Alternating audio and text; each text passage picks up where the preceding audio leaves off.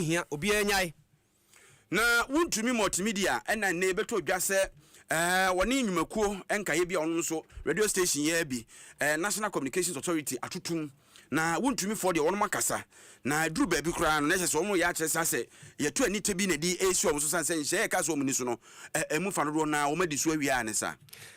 Mika se Tamale Central ani pipi amanyoko ne se akansi ya beko so se ekoto abayi mahye bedwani foforo no wono nko na ndi se amanyoko no mpanimfo bi na ekasa ne se he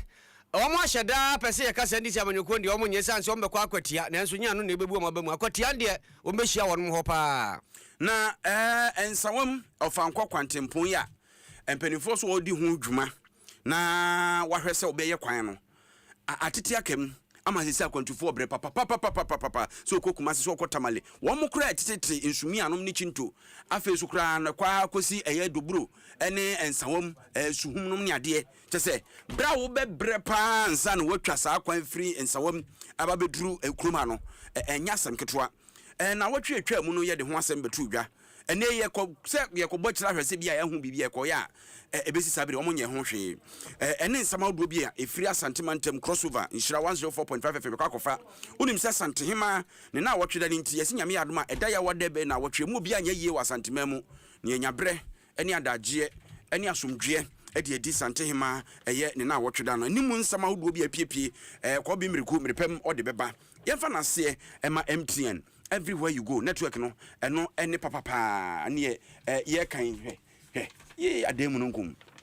no nsia no abie prem to bre ahu enya me an mani ya sinomi noodles eno so ejina mu ede na enkoda ni di omo me sa mo ma hoden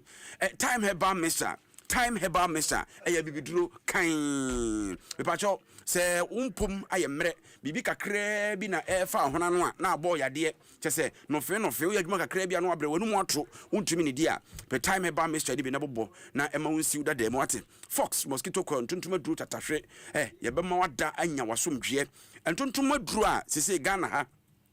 amanfo agya tum yasi Togo fo kra so twen etwekọ no ehwam enti obia PBS ni dem enti wonso pebi fox mosquito coil ho asem ne yekan loss ne ba mesha etutiri di ase eye duru a wono mu ama nkwabo ne nyahoden achese kuti anyade wahodo local mister isiesie ma wakosua wode pu pa se betre anya dwuma wakosua ne mprusuo na bribia wese obi aba ho ane nani age na loss delay man capsule so babu wo mpemma kudie bema wontini bia wo ho bia be sori amade wo mo manso kra sori won say yes ahoden abedwa na DBS Industries ne twa nchense a asem bia ni ho Colorlink Plus make say watete nchense no so omu nchemu num ko omu nchemu dunum woto obehwa mfiribo no so ama holy insecticide spray ne ko fa pete wo dem so si wo dem anaso abonten so na mo nkum tuntum ne ntafre ne mo wa etete wo ema wo na obenya kwan ada ena kronkron 2074 ye mo yakoma ye brebo ye saboa emugya broso yade ye fumukro yade nyina no ebetu ase 2074 da romenti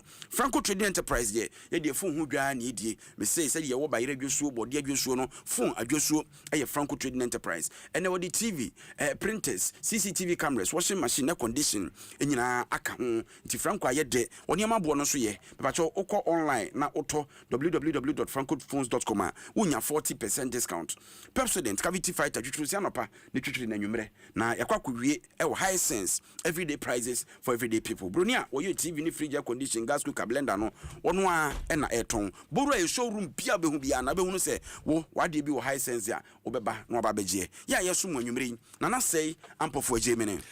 obiri yaboa fentem frem yamakwa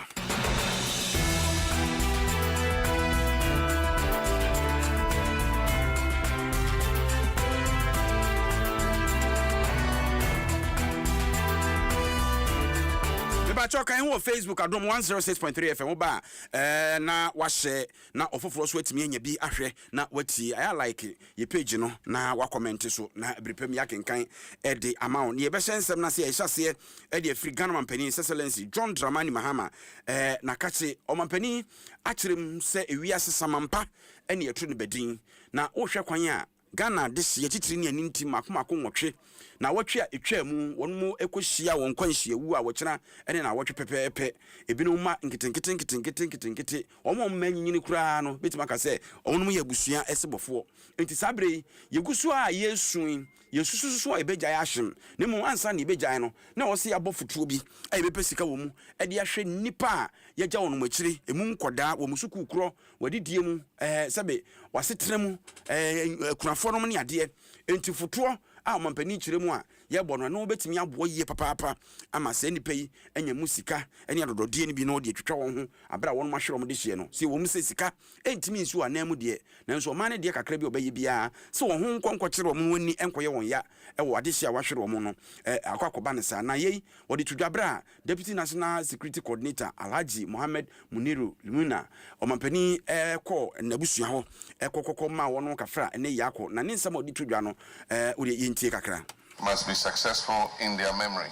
so that their deaths would not have been in vain. It's a difficult calamity because if you look at all those who died, they were at the prime of their lives and had so much responsibility. Children still in school and some even with infants as young as 2 months. The pilot's child he has a child 2 months old. And these responsibilities are what we have to take up to make sure that the absence of the parents does not adversely affect the innocent children. We'll do a state funeral on Friday the 15th for all of them. And at the funeral, we will announce some program for creating a fund that will assist with the education of their children. Eti Ghana mampani His Excellency John Dramani Mahama ena ote ne nka no na owie no a wo kyerem se Alhaji Minuru ye Lumina tese papa yi wo hwe bra obebo ye na watwemie no papa pani o ena o man di bra tese ne dwumadi edi kan kura wo tu kwan kwakodie ena okwakonya emu enkwanhia ewuo no. I know if it was judging by the 5 pillars of Islam and its observance, Alhaji Limuna will be in our agenda. We all know he was a very devout Muslim. Anytime I called him and he didn't pick the phone, I didn't bother because I look at the time and I realize he'll be in the mosque praying. As soon as he comes out of the mosque, he calls me. And the first question I ask, have you finished praying? He said, oh yes, Mr. President. And so I believe that Allah will have mercy on him, forgive him all his sins, and accept him into our agenda. And so let's all take heart, and may God bless the memory of our brother, Alhaji Limuna. We ayen sama omampani John Dramani Mahama edi atudwa. Dano china nena watwe awe hosam kesiese tu mayie no yegusu edi ho abobo edi atepo ye chese adankra mu ne yetie ye nite kokoso. Na eba se no Ghana fo obi ednani ebu kwa be kwa ne fa so wiem hyen no jato mu ma tiasefo hye wo mu dane awufo obi e che na adwene amamfo oka ene be se yesei ene be se aboa bi ne betwa mu ene be se mframa bi ne boye ene be se nka wo mu ya yesei saa ne no na pani wa bene pa forensic expert ye fra Dr. Robert Otu o de ato Ghana fo anim se saa suni ba bia ya wo ye ho ye nyai sa asem sia ye hwehwemu kra ye nwanwie ni ahyase de adwene bu ena we koye we na we koye we ena we kofa we eba sa hwehwemu a ye no kra mu no ye nsanka na kwa se mo adwene amu susuo ne nsem amu kan nyina na akwa koye bibia abasa enti e bra so se Ghana ni bia kra no tumu na mpanimfo a abere wo hwehwemu fikofiko ye ho a wahyase ye hwehwemu no wo mu nyoma adwuma wo mu wie a de course bia Ghana ni bia so batibi. We should stop the assumption there.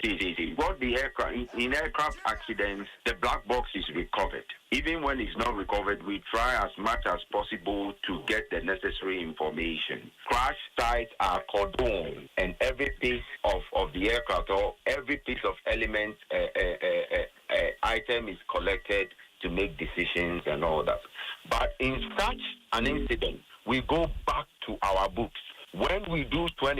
every 25 flying hours, we would need to have a preventative maintenance done, depending on the manual which is associated, to come and dig into our books to ensure that this error does not ever happen again. Because what if the president was in that aircraft? We would have lost a sitting president. That is why it is very, very important that we take this thing very serious and stop people using their mediocre minds to sabotage the progress of the country. One more woman who named dear Bia, only named dear Bia for you, who number had no hand and TV so radio so no car kunko I who was a quackus in dear Bia or him who and what did I dream walk and was a sad and a memuno and why asemi apani kan ye Dr. Robert Otu ene yese ne ye ne Ghana fo binom eni hu nkomo na ye ko montre so no omo nkire mo adwene sese yese wa oni hu nim de kan no paado mampani fo ye hwe wo monye na de o bia mfa meto dwa na mo asemi muso mo gene sei plane crash in there bibia besibia nyame penenim so obi se o challenge saade we na obeka bibia fa wa a different because it means akonhia na asi nti say ye fa bibia hye nyame sem na boy hu ban me for so ani kwa se obi aka ho asem because they see no nyame penenim okay incident na see ene there and once Ghana for count bet if you should know some yes na be next time in San Kosibio helicopter crash na by no last week Wednesday no benifo no omo say me my nka ho asem bia nti say na omo kan de esa enu kra kire say omo angasa omo nim ne ombe ye nti nyame angasa ombo Ghana man Ghana fo bi no madwere a wa kire na won so oteye no yento aso na yenkɔ nsɛm foforo mu pani bi a ɔno no wabene yie ɛwɔ enwuma mu ahobambo ɛho nimdie mu Executive Director ma Bureau of Public Safety Dr. Davidson Akwada ɛna de to aban anim sɛ wɔn no sɛ aban frase ani bere so yedi yaw esu twa dwode nanso ɔyɛ nhwemu ɛde afa kwane afa so a sɛ nipa hwere ɔmo nkwa de toso ɔmo nkwa na ɔmo hwereye no adekropotin a esiye a kyese namu a nipa hye nso sa nso no kra no yasesa ɛno yakwa akɔbɔkyire ahwɛ ehunu sɛ weni bia mpempenso sɛ no ɔmo hye koduru ne ho keka ho nyina de suade wom efutuo wom na mom de ehia paa ne sɛ nhwemu no mpempenso bi ɔmo bɛya koduru bia no ɔso ma Ghanafoɔ ɛte wɔn ho ase ɛwɔ ho ɔso ma Ghanafoɔ ehunu de esiye ɛne de epie mu mpanifo so dafuo na nyame ahumu a enye yie na sɛ de ensɛm esiye enkwanhia no ɛyɛ remfo emu ya enso makonim na Ghanafoɔ ntiase na yɛnte ne mpani nsɛm denti no sɛ bibia bɛkɔ so bia ma Ghanafoɔ ho a ɛno wobɛtumi aboa ahwɛyie wom akwankyere wom wɔn mo ɛkasa basa ne nyinaa so no dodo na begyae yɛntie Dr. Davidson Akwada ne nsɛm wɔde atodwa ne bi the fact say sa incident high profile the fact say I build a lot of public traction and media attention it is absolutely important say aban ebema niema mu adeda ho na ankoye say obi ye katasu mu aso wo baabia na ebeya say report eventually report no eba betodwa obia beji atum say you ade asemi de hwehwemu no na mu da ho fine asem bia ewo ya adwen su bia no yenya ho mwae ba say yentimi nya sa quick updates ne relevant updates na we are going to have a lot the public is going to have a lot of doubts enti hu hia pa say aban no enke chire say enuano mozremi fo na onye ya obetimi na sa break akra kai ebetimi aye sa autopsy no on the available remains no so that's a dachibi if the need arises say a BSI exhumation we don't have to go through all 8 of them. Na ni nyina mu no se amanfo ka se nipa no kra on ma hya yenso ne ade de na o still yan hwehwem na yehu ade property ku omo ebi kra na ebi ana nipa no wo mu wuye kra nsa na eja ne ba be hye wo mo eno nso emu nkyiremu no bia na ye wadwen mu na yentie si do sika no autopsy no ena ebema yehu kwan a eba ya safo no sabio yenkai adofo ene busuafo ya kwan a eba ya womo edane womo echi autopsy no ebebua ma yehu se aso sankrofui plane ni kohwe ase anase helicopter no kohwe ase na impact no kun wom anase se bio eja anase bebre fufuro na ema womo ka baabi ma ye nhwehwemu bebre afa airplane investigations so eto de bia enipa tini eka baabi wo wiemu kra sa ewiemhye no ahwe ase enti ye kase ye pe autopsy ni yehu the cause of death of the individuals involved now in such a high profile incident. I think it's a legitimate call. It's not born out of curiosity, say sebi ye pese nya kwoti be ka kekebi nemu ne be boa ma ya establish the full chain of events some no ne fire by and the addition hu a ewo mu no ye be hu na da eti opani a wono wabene yie ewo eye amanfo ahobambo mu Bureau of Public Safety on the Executive Director Dr. Davidson Akwada ena yetene nka no aha ADOM 106.3 FM shira 104.5 affiliate ha ani aduonu miensa ADOM Facebook be ba no na chese ye twam den bra be kan ho YouTube kan ho na ye de dawro no a na egusu a ye bo ye de ani e kyensem fufrom na ni nyina mu nso ye arehosem ato ma ye mu ne eginan opani oyobi a wabene pa sa adwene e how bia bemu se bia obopata bribiribi na nyenya bo wo ne dada adwene na na sisi so a friend psychologist Dr. Jojo Ninkab ana dia to abanim se animanim ya won pe won mo so animdifo se na dwuma no abi na abusua wahwe wade hye nwotwe wo mo nko mo nchen sabre kakra no mo ntena na da wona adwene na bosome nsia e ba se be boa wonom wopani di asemi tudwa no okirem se sabre ya mprempren Ghana fo nyina bia oyesu wonom abia mo ya akoni adidi efe ede ye kire odo kire wonom ne mpani se ajebi wu ajebi ti ase ye dada awisia de hian se ase ajawie Ghana fo ye ne se ye ya kakra ne ese mpanimfo awie na ye ne twam a obo se asem foforo bia ba betwam enu betwam a na omo de na yira yanka hwe mfa omo hu biom sabre no mbeti yawo enti ho behia se ye be manipa bia tena wonchen no no makasa kakra na timi aboa na adam bia edi o trimu no afirimu akọ for now they can feel the love around every place obi any condolence nyoma they see governmental people you see the impact will not be so high because they feel say oh yeah we create a state barrier near the mama kuno ya honor no but it would arise after 6 months and you know Ghana and then your friend is saying crash issues no atiki your friend is saying the wave another thing will come and take over and then you're careful we will shift all that effort all that support to the other making news and then see yes your organizations please assign volunteers at least one bit me allocated budget they should be there for the kids and the wife and the immediate family not now it should be like a year journey hoping so many bit must stabilize it and yes sir trust me ubit mama musika wo my bank account but one day they will still cry that they wish they have their husbands or their fathers around them and which cannot be replaced na odenika se ba we no so de na kire sikaman ba bia nkwanhia ne si ya ne sukuronum wonu emodwa tatra mo boa sorry ene sofo ahodo ene nsafo nyina mpanimfo ano no mo nko ho ho nso yema afutuo ne bi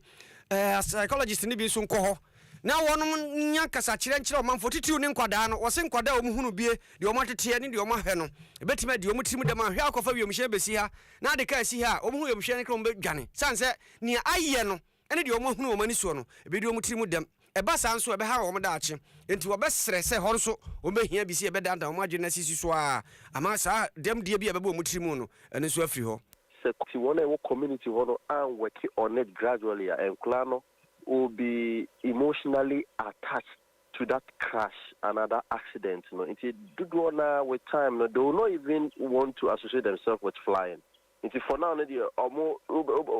say normal. But trust me, when I work community and planning Pennsylvania, if you put a car there and a helicopter there, I can tell you on a fact, they say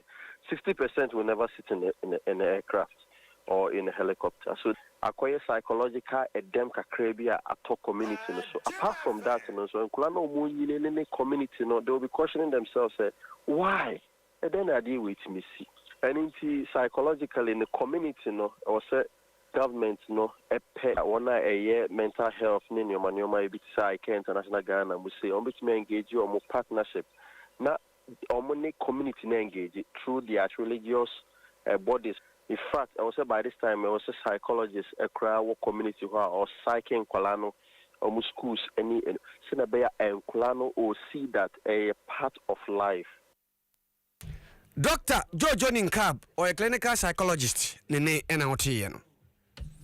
Yanto aso na yankon senfufuru ene wiye ya na betu odwa se National Communications Authority adwumaku a mo ne hwenkrato dwumadie ene yemfidie radio station ahodo no ne ade dwumadie ayedie nyina wono ne show monsa TV a wo hwe nyina wo ne show mase wo hwe etoto ho nyoma na emra no de adwuma enti wo anu de behwe mu se radio station makomako enkro bi ho no mo a mu miensa eye wuntumi multimedia dia ena ensia na aka no nsoso no ene ye bobo odin awia no de obekai no na za sa radio station na no bebo so mintem ni no me yesen ko mututum sanse mra e fa mu dwumadi on mabu bebre so eno mampani yese ye momo emre kakra na omo mfantreti omo nneema naja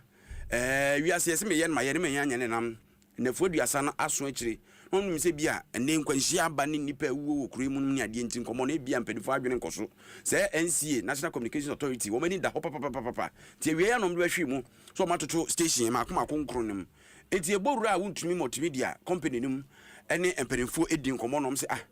wiase akokọ sebe osachia enya kroma fe na obi tan wa osua kasa na obo ne hene osua asa so no achia ne pananke no ane se na ame National Communication Authority for mon kan hu se won kwa opere kwa dro kan kwa manfo so san se enioma omo ka kire omo se omo abusu omo nyina no wono matoto ni nyina nti eden e na omo sa betoto station nim se ye ma ne nya adwuma mranim ni a wogina mu de ma wontumi multimedia company no ye lawyer and dia pia kubi e na wo kire se ye omo nwanwa na ekosisi adwumadie so e na oni obi di nkomo a wo kire di ntie ne nwanwa ene di ntie a NCA fo na nkasa wono mo ma mehwe eniema omo ka so omo nye no empo enso metu anamo ati sei. Unfortunately, no, to NC, no, my client, no, comply with some of the deliverables, no, and it's yes, almost suspended operational license. Now, my say miscommunication. The more woman say, my client to me multimedia company limited said I'm no say comply with all the deliverables, no, as per the letter of the man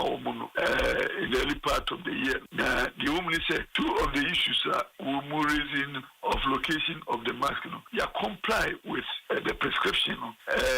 You invite woman to come for the inspection as required by the airline. And now, the statutory fee for the inspection also.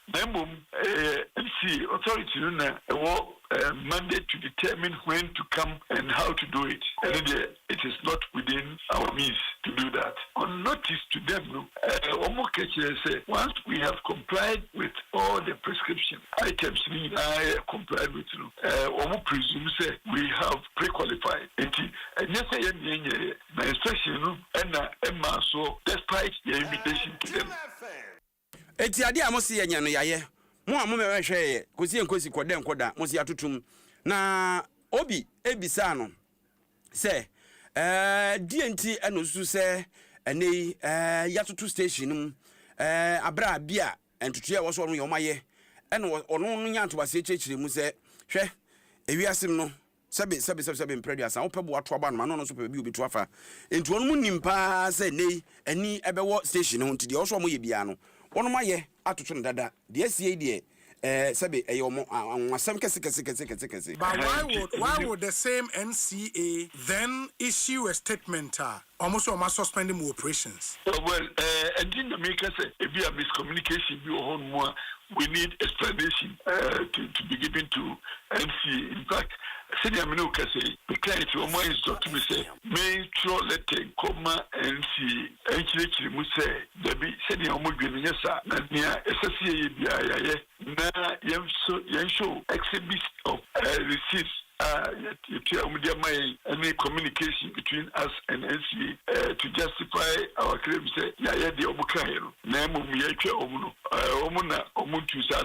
We want copies of such certificates to the letter I actually. Now, we are in conflict, but as I say, explain what has happened as against what is known by NCA. At the end of the day, I expect after the reconciliation, the license will be restored. And the lawyer and the Apia Kubi and our tenant. Yadi Casiano, Bobu and Pipia Manuku Akachi. Another, and a trade for Penny Mama, you could to just say Penny, our free room, Rasheba Janima, or Manfor, Tamale Central, Dr. Muhammad Mutala Muhammad.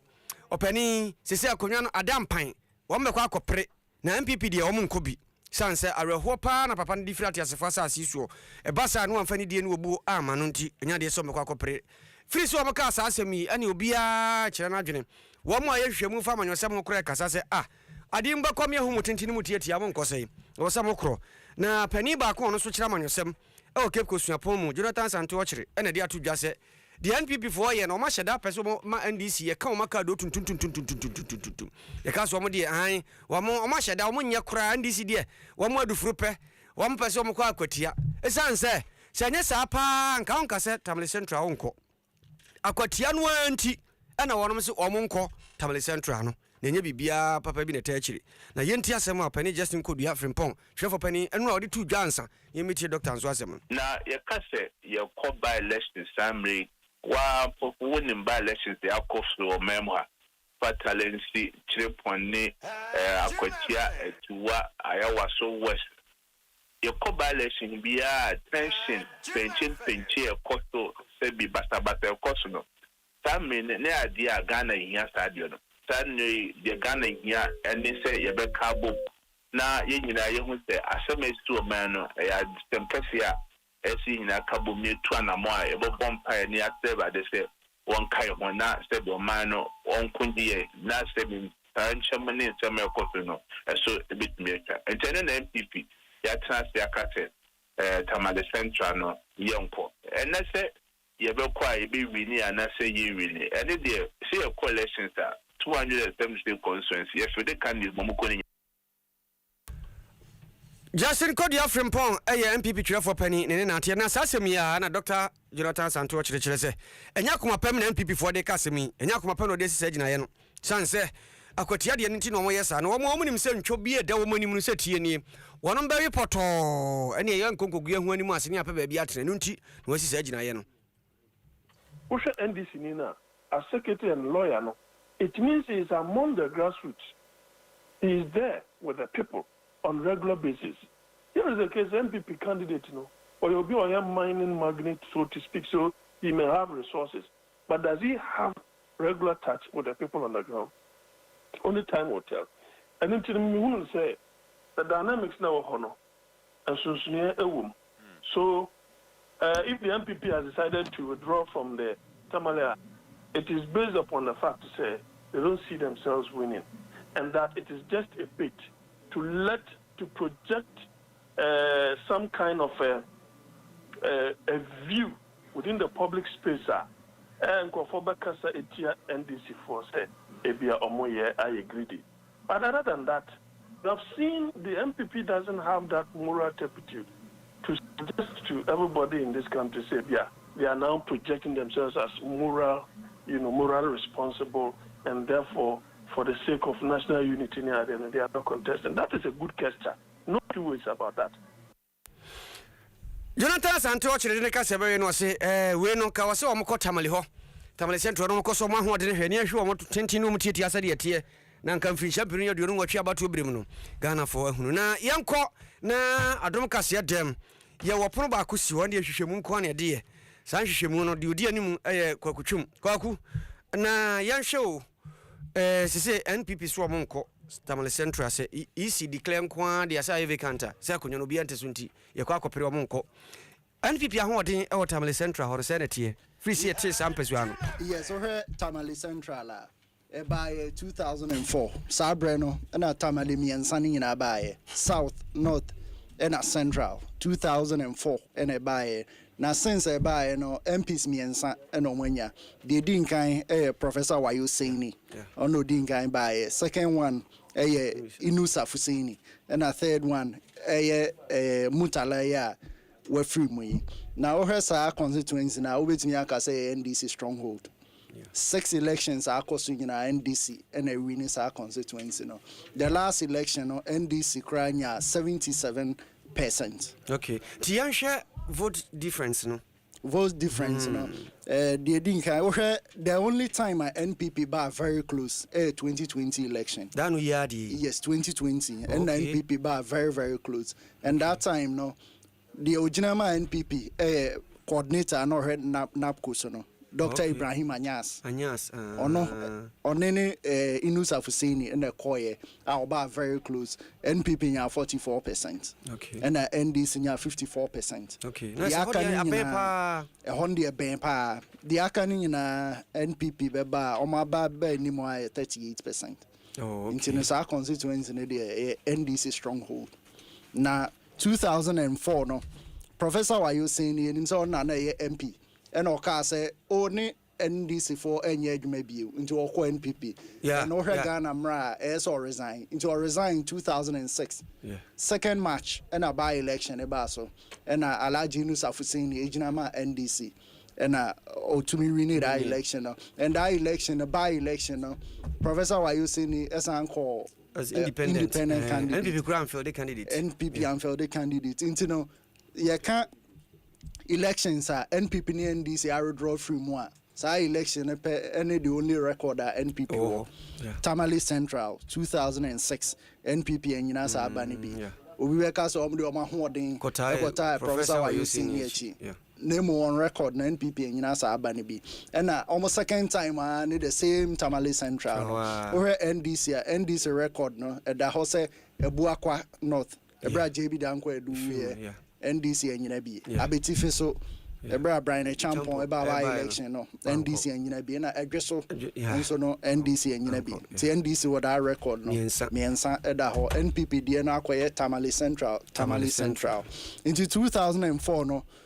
Professor Wayosini NDC onya 55.8%. Okay. And NPP ensonya 38.6%. Okay. 2008 so no Inusa Fuseni after so the by election by assigned to us to be 66.1%. Yes, or Costro and NPP 31.7%. Asan drop NDCBO Inusa Fuseni in 2012 when you 61.2%.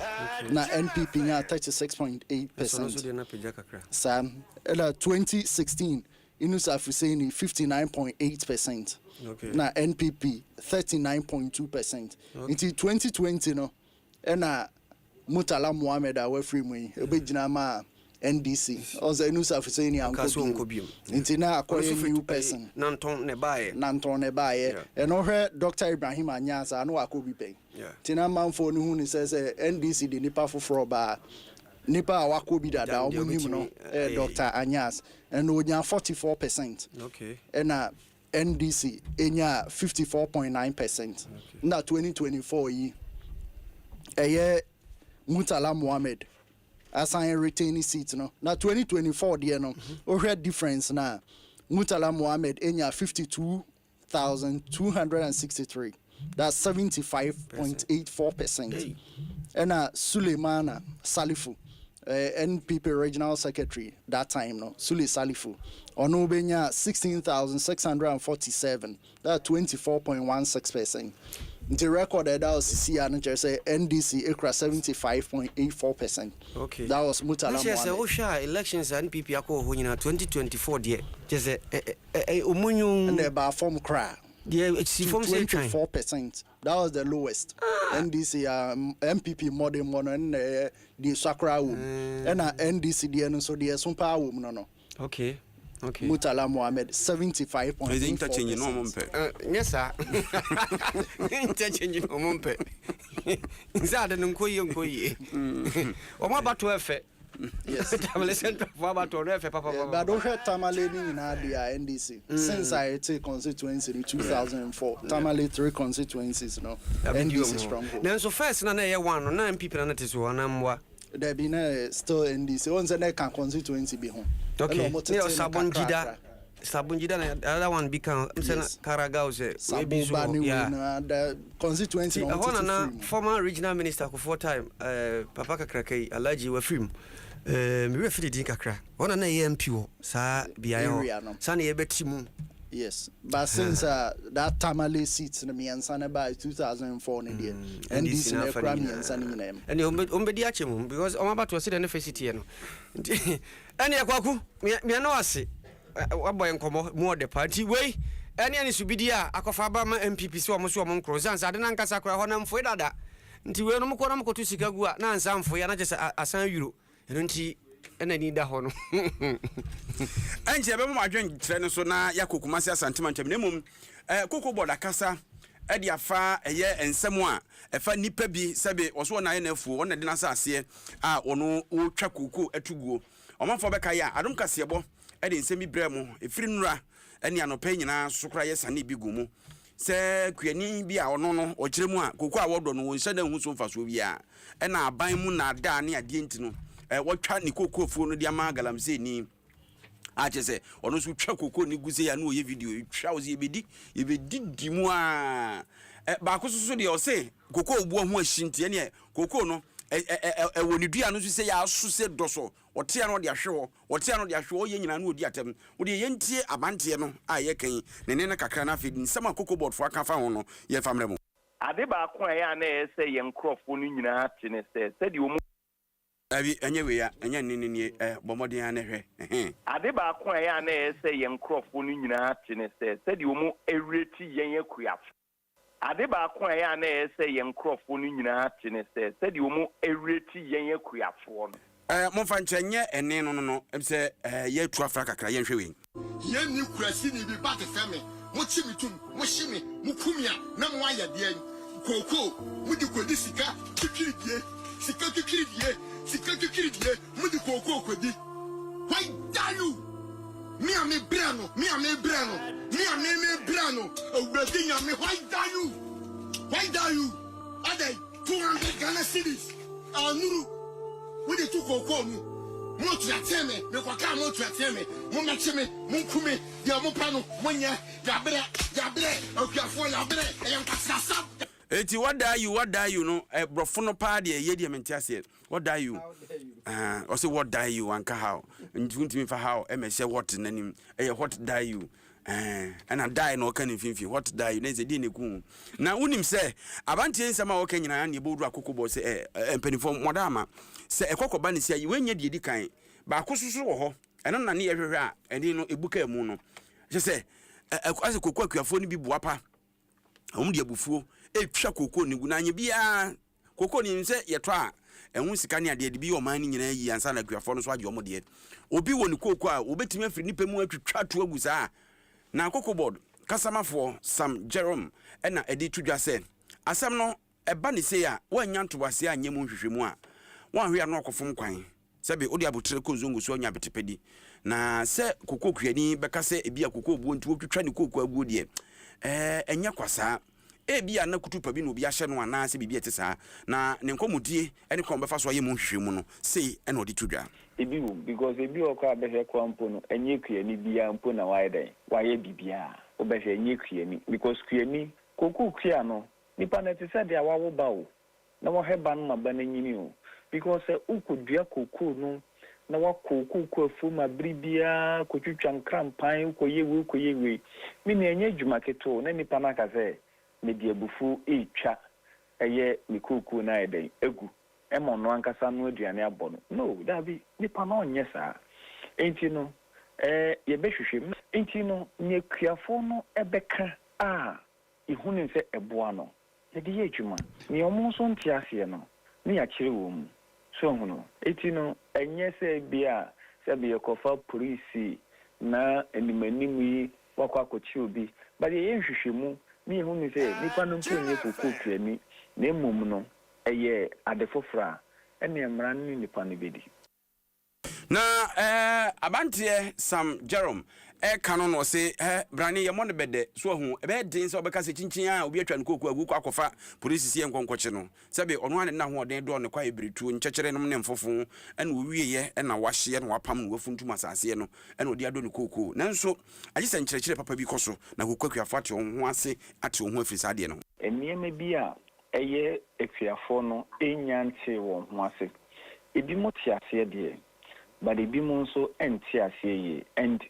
yetiase esanse eye adwuma ene ye enti nipa no onya bibre a ofisi onya bibre a neni ye den eje enu nti no ya fato ye ho so se ye bekwa abontene ye ne ye kuafo no bekwa kodin komo akire wo mu ye di nkan kire wo mu nanso no sabe ka fo mpenfo se futu bi ani a echange kodidi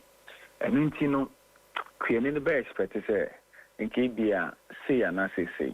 into one ne kwatena se na o chi no se ni ena ye den etie enu mponti na masan so aye ni se ABC the account ho se eye scholarship mo se eye free fertilizer se eye fungicide se eye insecticide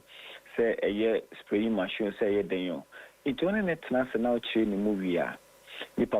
eti koko board mpanifo won kasama for Sam Jerome na otese ne kasa no ba Facebook a obohu abante no kumi obrihwe no otia no de ahwe wabre why dare you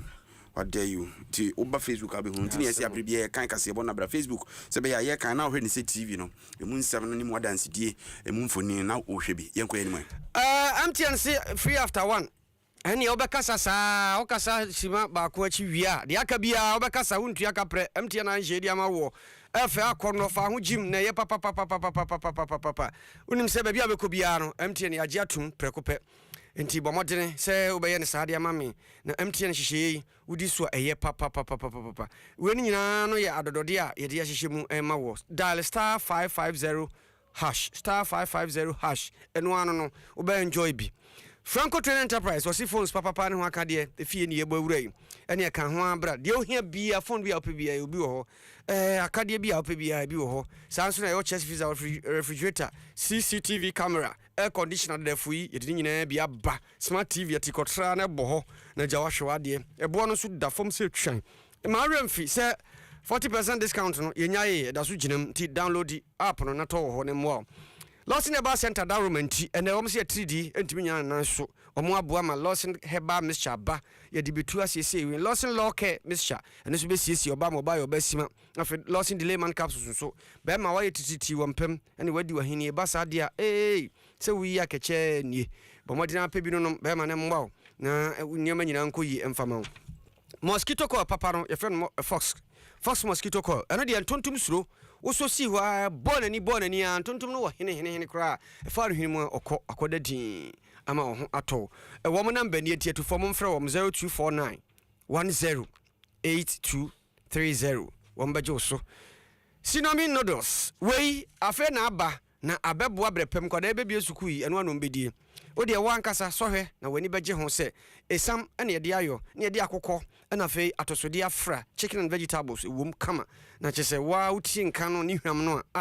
kama pa taste ede na wankasa wani beje ho ye fe no Sinomi noodles ayi ntia kama ma na ja kora na bona funu mu pani kura timi dibi eye pa time herbal mixture we eye 3 de aduro time herbal mixture bre no ni bre na so atidi so to say de kura ye de bre be gire na to baby kura ye hia ne se obebo bia mana komu aso afie awodew wani mu ato ntimi ne di honam ya wo ya time herbal mixture adwuma manenkom ba sa no ano no fa bia to a 0244 417669 penny bejo so high sense or everyday prices. Thank you for everyday people ampa sansa wo na home appliances wo to wo ho a emfrihia no warranty da so baby o matran wo bia ko ho na kokoto adepa na emwa yeseno yetwitwi a eboa yen am yenimonyam eyin carbon free yenum na ma yeseno so ayede sansa asen ne akoma ewo twaka obi a ne sia pro bia na akoma ni ahoden nti moano enye se de wadi bofuta ma anwafo ano no bia ne sia pro puokuru no bo sa yesa as twon wo hia pepsodent fatwuse be yi sa enkan nyina afi wodum no beti kama na fe wo se agina na so na dompe bia pese obumu no watumi abom DBS wo se watete so adanse ho ne ma woto nyina wate bia bo so ham chichemu num kopma ham chichemu dunum enti woto so ye de woto so ye de ka ho se dan na pese ye mo so ma wa ubenya de blocks na opa ubenya de na wo hia ni nyina ye DBS adwuma ka ho afa ho koda wonom na wonom mwa T74 nipadua kwa ahodo miensa bia se ya nsom yie ne mana nyina ne naso de ha bebre ba ko ye wosa kidney se ha ba ho adue ayasam kese ena Oliver brebo no so ha ba ho adue akoma no so ni ahode adue na se moja bro so be ka ho na feyam kro so tuato a na ma wa ye mre mesrew 74 eno na be ye ho adwuma de amawo na wagina wonan so wo se enye timi dane so da ye pabie de ya ne se wo so da ye na nwanse na be de da hawo e ba sa de na se wo da ye nyina na obi a ntontom ta ka no no wo no so da ye de bia na ohum sonsono jata apremre chese onso da ye pada de bia no nambola so de bia odidi fom nemum bomodene se holy sesa spirit ne koyo no usuzo si wodi a da ya abeso abrochire adwuma kese utimi kan sika mono nko a holy sesa spirit ne koyo no ena ese adwuma de ma mansanka bi wenu ni maku ahodo aso emu amakase ye pia brem ne yenko santimantem kropon kuma simu na de aboa no yenko nkoje kwa bi mreku so mu na yenya ne nte se enei manhia fikasie mu nkra kese eni firi hwa eba santehima toa watoa nananom wakura no emu nsem fato asomaye kobin mse line mu aye twitwi kakra yenhwe na otomwa ye de atoa mo so nemum ma yemfa happy birthday sonko Emma Major Emmanuel Boateng or Ghana Armed Forces make us say on second in command Emma 69 Airborne Force and na woda Major Emmanuel Boateng ene wa woda nti yema otiri nkwa Nyankopon hyirawo onhwe so na omo ho ban hwese ko ben atomu a bosumi ye wo mi mekire osana bosumi nefo toso aduonu ebaako na nanom atwankonya ne adehia ewo asantemam ha nyina ye betena se ewo bojare a no ewo manhia ahemfie anim ho a ba awia dumienu ekosi ne nonsia so na agya ye de ahwe aye abrewa na wotweda e de apeda potia agya ye beja abrewa kwan mna kwa akura na ewo krata yi mu ene omo akire se efiri ne ekoidie eda yawa da mekire osana de toso aduonu ebaako no a ye de behwe adi abrewa na wotweda no wo mo ka kire wo bia wa asantemam ha se saa da ne poti ne de hwe no bia amfa anya yi ene wakoye poster wo no wakwakoye de no wabo data gusu se August 21st udi na wotweda anase uyi odehie ede asia wo mo ka kire se misra wo twesan fako akire kura ene na wotweda ne twam a efiri wo ko nyina no ubetimi adi wo na wotweda anase yiye bia opese wo ye no August 21st nye twampe ubetimi aye ni saa da no nko a de adehia wa santemam ha nyina hwe no bia anya yi na saa krata ya efiri manhia ahemfie ba yopani a ne nsa ehya ase eye ambassador na efa apenti ono ena ye deputy chief of staff ena nei wode krata yi apiedwa se yemfa ma adehia wa santemam nyina se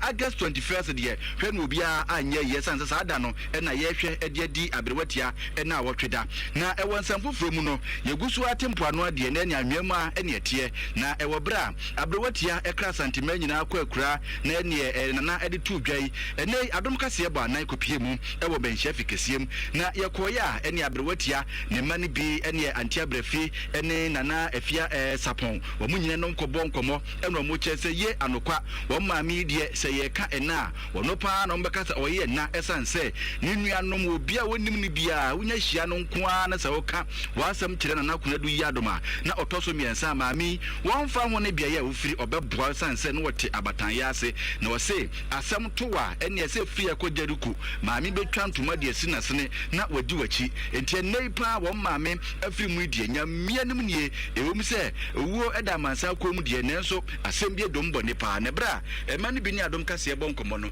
enso di pebeni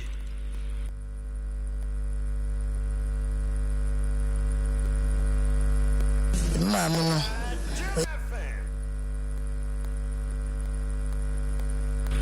network ne da ja ebu de pagenje sade ehwe se ye bebo ene no kama na ye de ama etiefo na omatie na ema bia ye no mo ebo nkomo ewo ne mahia efitia mu na omo so akire kakra omnimfa omame ho edi akire yen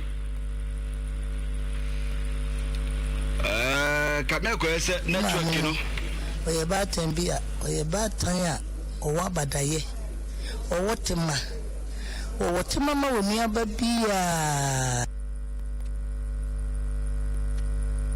abusia ede network no obi ntimi hu de aye no ja obo ayina na enamusa wotimi hu de network na aye ebu ni power hasa voice ne da muso no emfa ba ye hwe kwa se betimi so atia for ha still na etino ni nyina ne se ade a maami afia sapon edi etudwa enyina ne se wo maami de ba bia wo bia no ene se wo de wasem betu no anim a obeboa pa wo no ni nua no mo doso pa na enso ema ewe mu nyina wo ye do betim bia se wo behwe wo mu na eja wo mu atimi esi baby ye pa entiane ye emfa ho se ne bate ho obehwe obi die se de be ya obi ye sanse na kanfo ebube bi se bi mpra bia sanse oyi obi die ya ene mpempi na no wo die enso eye ye nti omo die nei wo mo ahwere ade pa na maami wo mo ebefin papa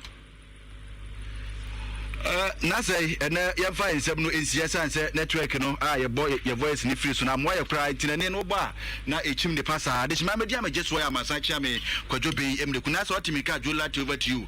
matonka ya dafie so hu ya dafie because say one nafia need to me affective voices no aduma ya che ti mu akwantre